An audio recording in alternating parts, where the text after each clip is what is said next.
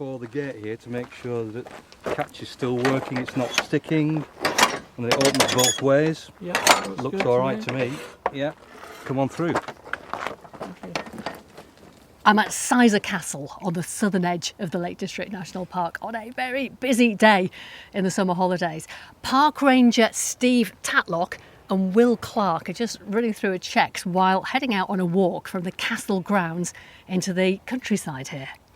Will, can you just tell me who you are? Give me an explanation of who you are. Yeah, my name's Will Clark.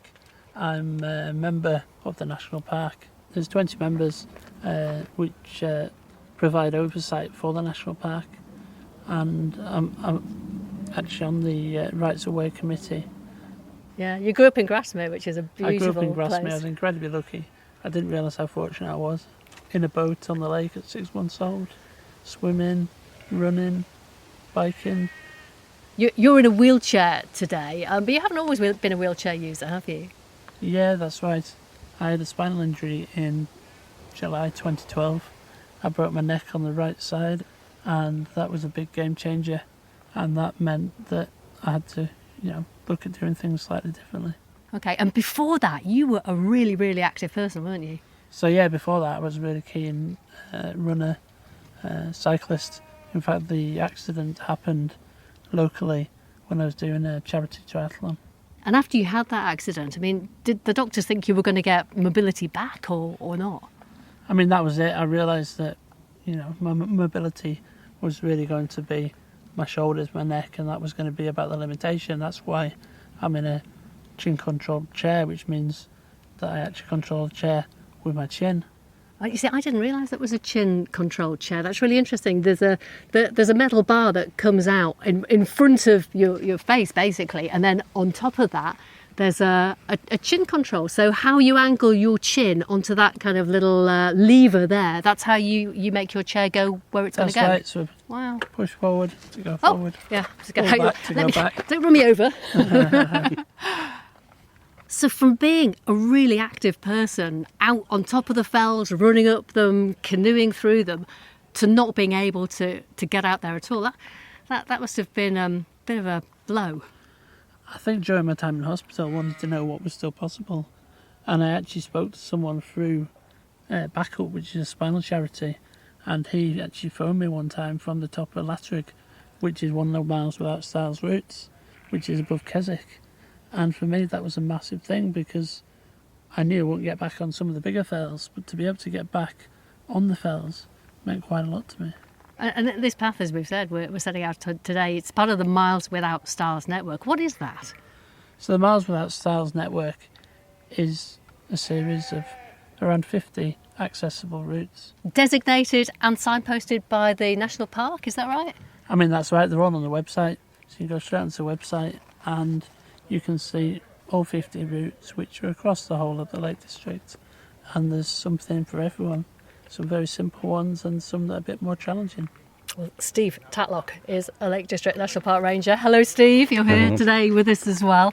And you and Will are doing what you call a walk wheel over of this pretty new Miles Without Stiles route from Caz Castle. What exactly does that entail? Well, it's the clues in the title. We do a walk and a wheel over of the entire route, and we're checking everything that's on there. So everything from the surface, is it the right standard for the route? We're checking that the gates open properly, that they don't stick, that they actually close after we've been through them so the sheep don't get out, and that the waymarks and finger posts are still there, because although people can find the information on the website once you arrive, you want to be able to get round here with the minimum of effort. Yeah, I mean, they're really necessary, aren't they? There's a lady coming along here in a wheelchair with her entire family who seem to be with her as well. Morning, hello there. Hello there. Hi. Yeah, and you've got to make sure that it works for everyone, haven't you? Well, we have. This is a route, it's not just for people who use wheels. That can include small kids on bikes. It's people who can maybe still walk but maybe don't deal with hills so easily, or rough terrain, or getting over stiles. So they are meant to be as usable by as many people as possible. And how long's this route been up and running? Because this is quite a new one, isn't it? It is. It's one of our most recent ones. It's been up a couple of years just about. Will actually cut the ribbon on the route, so he knows it well. And it's one of 50, and we hold the number at about 50, but we're always looking to try and change and improve routes. But it's not just about the route, it's about the facilities that are near the route. So people need toilets, need car parks, it's nice to have a cafe. So whenever we get a new potential one coming up, we always evaluate what we've got, and maybe one slides off the list and a new better one comes on. Tell me about the grading system. How does that work? There is. It's a bit like the ski system, I suppose. So we start off with routes for all. So these tend to be the flattest routes with the best surface and the easiest access. Then we move through for many, so the gradients get a little bit steeper, the surface gets a little bit rougher, and then we're moving through for some. So you can imagine you've worked out by now, a little bit rougher underfoot and under wheel, and then challenging. So these are routes where you're really going to have to work at them. But technology is changing all the time. Some of these routes are suitable for people who have self-propelled wheelchairs. The challenging routes are probably for people who've got all-terrain wheelchairs, and some of these machines now will go virtually anywhere, a bit like mountain bikes, because everybody likes a different challenge. We're all different. And Will, you're in your normal wheelchair today, but you've got one of these super fancy all-terrain ones as well, haven't you? Yeah, that's right. I mean, a route like this is easy enough to get around in the standard chair, but there are places where I would have to take the Bomber. It's called a Bomber 7. The Bomber. Yeah. You must be a pretty good guinea pig, actually, for trying out these miles without Stiles routes for the national park. How important were they for you when you first started getting out into the hills again? I think it's been really valuable. I'll still pick up the miles without Stiles routes, and there's still some which I'm ticking off. Yeah. Okay. Well, look, I've kind of interrupted you while you're supposed to be doing some work here, so we better let you get on. Thanks very much. We'll head on to the next one then, shall we, Will? Let's do it. Thank you.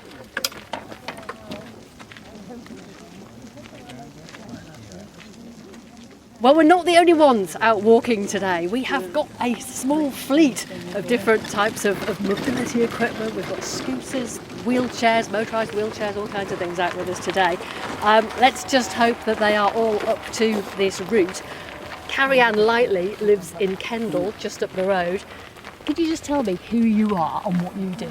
Absolutely, yeah, so my name's Carrie-Anne. I am a travel writer. I'm based in Kendal, so very local, and I write about accessible travel for disabled people, as well as creating some video content and accessible travel guide. So you are the perfect person to be out here testing this walk today, and you blog about accessible travel in the UK and in Europe, but this is really home ground for you. Have you done this walk before yet? I haven't done this walk before, and it's right on my doorstep, so it's lovely to be exploring somewhere new to me as well. Okay, well look, we have got one of the gates that they're fairly newly put in here. Got to see if you can get through it, and we'll move on a bit further along the walk. Let's see how it goes.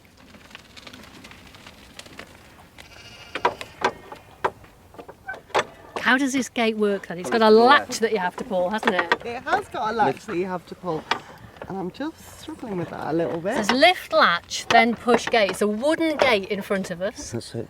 With a big metal latch. There we go. Oh, and you Got pulled with it? a little bit of assistance, but we got there in the end. Could you do that on your own? You're having a little bit of assistance. And then I'm through the gate. And the gate's just shutting behind. Could you do that on your own? I think I probably could do it on my own if I had another go, if I had a bit of practice. It's my first time trying to use one of those gates. Right, okay. Oh, who's this? Who's come to join us? This is my dog, Poppy, who's come along Poppy. for the walk today. And it looks like a lovely walk. It's got a lot to offer. We kind of set off from the castle, which is actually, it's kind of like a really striking medieval manor house. And then we've got all this open farmland as well. I think it's gorgeous scenery. As you say, there's some open farmland. I'm looking at sort of meadows to one side of me and sheep to the other.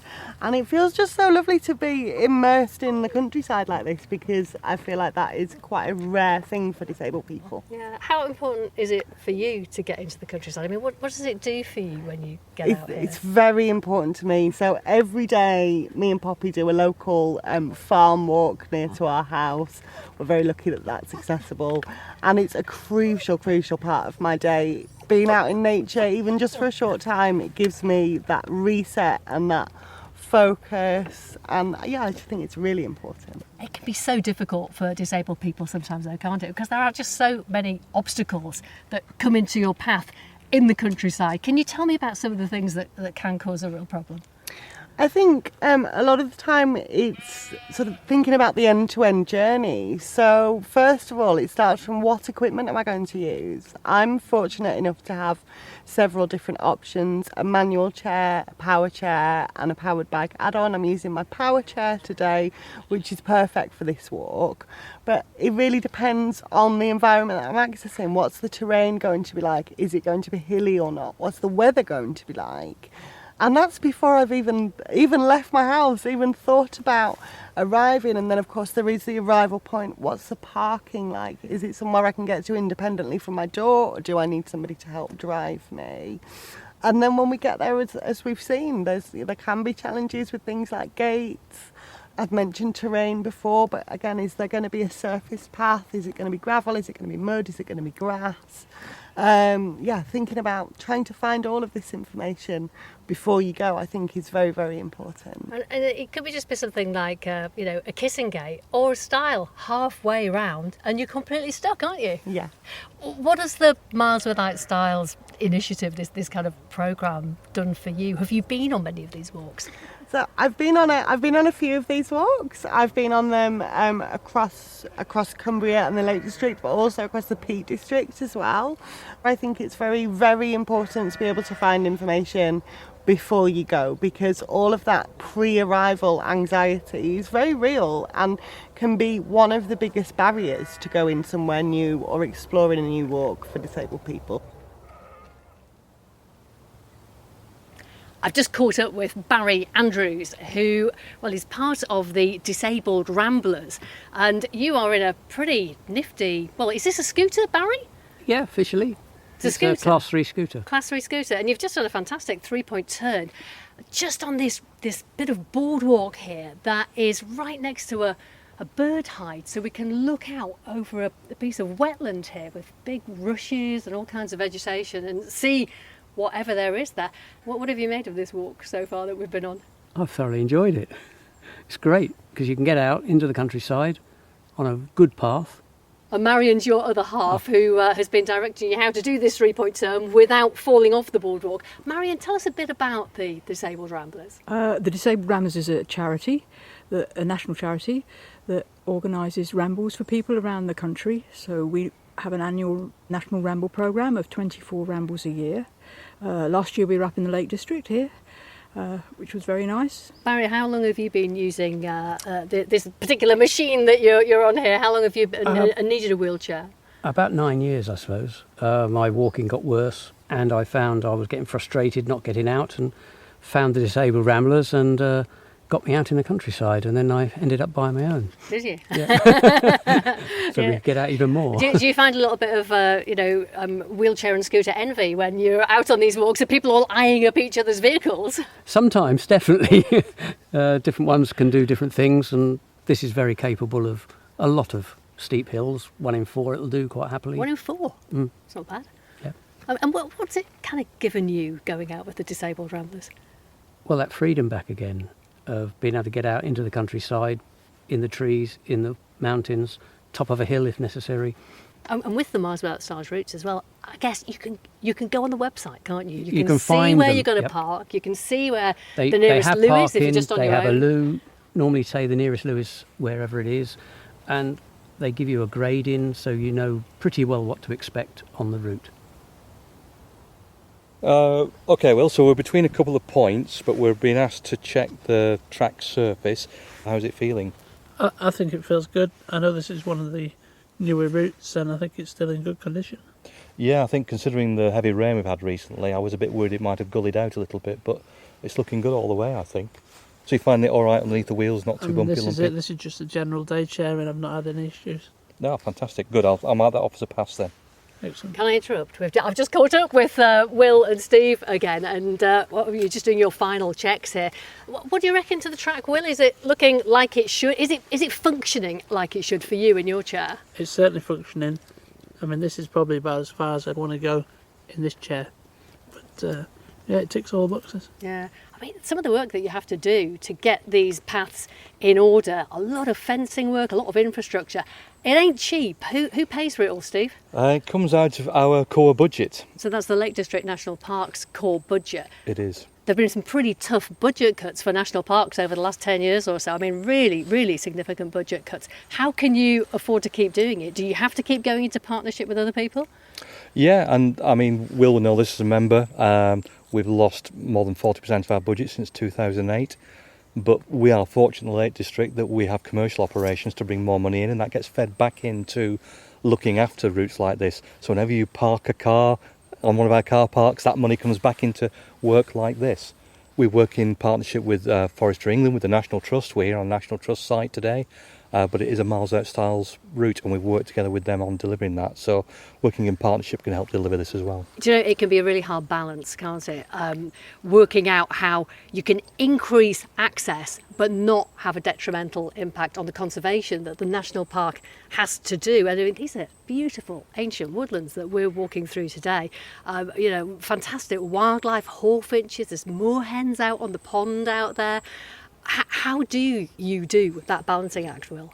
I think it's a challenge, and in a lot of ways the national park was established to get people out into open spaces. And how does the national park make sure that the work it does is in harmony with the natural environment? Because I mean, there has been criticism that some paths, they're good for wheelchairs, but they don't necessarily fit in with the natural look of the countryside. I mean, there's a track along the old railway line between Keswick and Threlkeld in North Cumbria, for example. Tell us a bit about that one, Steve. So I think you hit the nail on the head there. It's an old railway line. At one time it would have had trains running along it. Now the train stopped and people got used to it not having trains on it, and it got a bit overgrown. So when it was decided to make that an accessible route for all, and the money came from Highways England, and they have certain standards that we have to meet. So perhaps on our own we may not have put a sealed surface down. So it's got a tarmac surface now, this yeah. track, hasn't it? It's it looks almost like a road, doesn't it? And that's why some people were really unhappy about it. They were, because visually it's very, very different. And there were still some people who aren't happy with it, but some people who weren't for it have now recognised the value of it and said, actually, it's okay. And there are some people who love it. And that will always be the case of any work that we do. Well, because that particular path has been so controversial, we thought we'd go and take a look.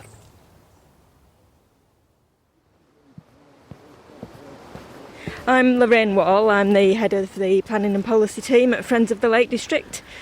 And we're walking today along the Keswick to Threlkeld path, which is along the line of the old railway line that used to run along this route. We've got fantastic views. Out to our left-hand side, we've got Latrig, which is a beautiful hill, lots of forest on it, and then Blencathra over in the distance, Skiddaw behind us under the clouds, but if we could see it, it would be looking pretty splendid. Just tell us, what is Friends of the Lake District? So we're a landscape charity, and despite our name, we do cover the whole of Cumbria. We've represented the Campaign for the Protection of Rural England, as they were called. They're now CPRE, the countryside charity. We've represented them in Cumbria since the 1970s, but we've been around since the 30s as an independent landscape charity. And this track that we're walking along, this Miles Without Stiles track we're on now, it did not go down well with everybody, did it? No, I mean, the route's been here for quite some time. As I say, it's along the route of the old railway line, and it had been made use of as a recreational path for quite some time before it was created to look as it is today. But at the time that the planning application was put in to lay the tarmac path and do some other upgrades, yes, there was a lot of concern about it locally and beyond, actually. Well, the path itself, we were walking along it now, it's wide, it's tarmac. I mean, this could be in a city, could be a road, couldn't it? I think that's exactly the point. I think a lot of people were concerned that it would lose the fairly natural feel that it had before, the more rural feel that it had before. I mean, this is really beautiful woodland, trees hanging down over the route. We've got a beck that we're just going past now, and it does feel pretty pristine apart from this big road going through the middle. Yeah, it does look a bit like a road, doesn't it? You know, you wouldn't be surprised if you were plonked here, having not known where you were coming to, and you were told that it was in a town or a bigger urban area than Keswick is. You, as an organisation, objected to the surface of this track, this path. What would you like to have seen instead? Well, it was much more natural previously. It was like a sort of a crushed stone surface, and we know from sort of local anecdotal evidence, but also our own experiences and even TripAdvisor reviews and things like that, that people with all sorts of modes of transport, whether that be on foot or horseback or bike or wheelchairs, used it quite plentifully before, actually. I've just run into Duncan Booth, who is here on an amazing looking vehicle. It's one of these, well, you describe it to us. It's a hand cycle that I've just made electric. And so it's kind of, you're So almost supine, you're practically lying down, It's aren't a you? recumbent hand cycle and it's now pedal assist. What do you make of this trail, this miles Well, of that Stiles route? It just seems half the people like the tarmac, half the people don't like the tarmac. But they've tarmacked it, so there's no point moaning. It's not going to go back, is it? It's tarmac, it costs £7 million, they're not going to peel it up. I mean, you're a proper local fella here. You come from Keswick. Yeah. Some people thought that when they tarmacked this track, it wasn't very in keeping with the whole natural environment. What were your thoughts It's a on lot that? better for people who can't walk or run or cycle. A lot better, because it's smooth and it's nice. All uphill there, all downhill on the way back, so quite fast on the way back. No, Right, I just hijacked you. Where are you off to now? just down the line and back. Yeah, Down just the line and back? End and back. End and back if it's not too busy, yeah. See you later. The look of this Cumbrian landscape, it's not just a job for you, is it? I mean, you're from here. You've been here for years, your family, haven't you? Oh, absolutely, yes. I was born just in Barrow, down in the south of the county, and grew up in the Furness Peninsula. And then I've lived in both Penrith and now in Kendal for all of my adult life. And are you doing anything as an organisation to improve access to areas that you have? Well, we own about 13 pieces of land across Cumbria. Most of them are relatively small, but one of the ones that's closest to Keswick actually is Danmire Wood at Threlkeld. And we've got a piece of land there that we've recently installed a path that's many users accessible path. And you're also opening places up virtually as well, aren't you? That's right, yeah. So we've done some virtual tours of our pieces of land so that people can enjoy them virtually, as you say, as well.